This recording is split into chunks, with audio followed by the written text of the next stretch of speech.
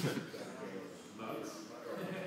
I mean, you know, anytime I can get into this position right here, I have all the leg lock to work from today, right? Or in this position here, I have all the knee bar attacks at work, okay, right? Just from the top position. Okay. So this is maybe like a tiny piece of the picture of leg attacks from the bottom, right? There's a lot of really good ones. I just kept with one theme so that you guys could maybe see kind of a flow here, right? So we started out here. The common theme here is that I'm keeping my inside hook in on the half guard here, and I'm also blocking the cross face here, right? Because again, if the guy smashes me this way, it flattens me out, I'm dead to the world, right? This is not a fun place for me to be in. Okay? So I'm blocking that cross face, not letting him do that, and I have three options for me to work from. One, I just angle out more with my hips. Two, I put a scissor hook in, or three, I put that butterfly hook in. When I put the butterfly hook in, I'm pulling myself underneath my arm here, like this. As I'm doing this, I'm passing this over here, and I'm kneeing him in the butt. I don't anticipate that I'm going to be strong enough to just push him. I have to push it like that, pass over. I'm grabbing my foot, bringing it through here, and connecting it with my knee. Right? If I don't connect it to my knee, he can pull his leg through. Right? So I connect it to my knee to trap that off. Rob's got good base, so he starts turning back towards me, and I go over under. I go over under, and I extend my leg, or I triangle my leg too. If he's straight in this leg, I make it bend by coming at it this way. I get the sideways knee bar, or I just go right into the over under position. And again, if you put your hands on the mat, moving yourself perpendicular with the guy. You guys don't need to be in a rush to get into this, right? That's one of the real cool things about this type of heel hook. I'm not in a hurry to go finish it, right? And I can work with my training partners and say, look, don't roll here. You know, if Rob's thinking about rolling, maybe he's, you know, a green shirt in jiu-jitsu, so he's pretty new. He goes and he tries to roll. I'm like, look, man, don't roll because feel what happens to your knee when you try to roll. Which one is that? Leonardo. Nope. I was hoping I could find it. All I know is the yellow guy. So from here, I have a lot of ways to finish the heel hook. Most basic. He used to be yellow. When I was young, he was yellow.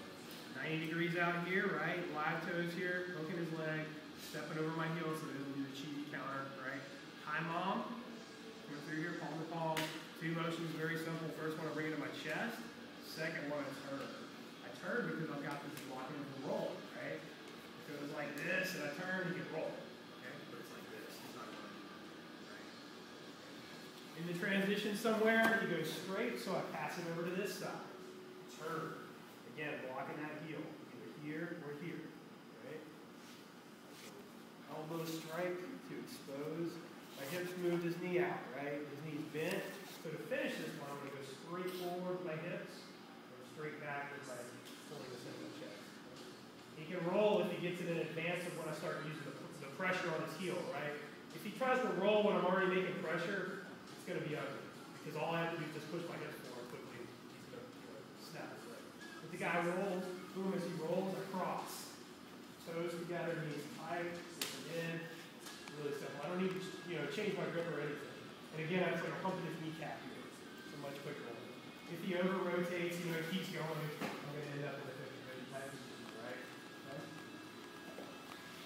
Which I would not prefer to get into, but sometimes it happens. So that's all the heel hook stuff, right, guys?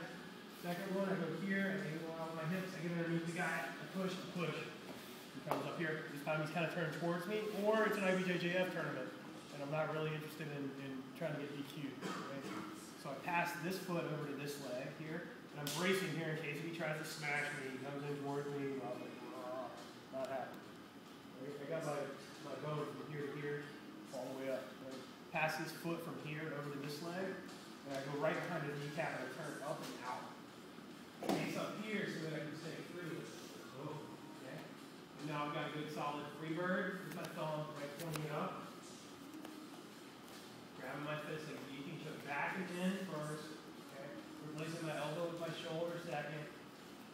And then forehead on the mat, push my hips forward third. So I get rid of that space real quick. This one has much less space, right? This one hurts. And you get rid of the space as you go.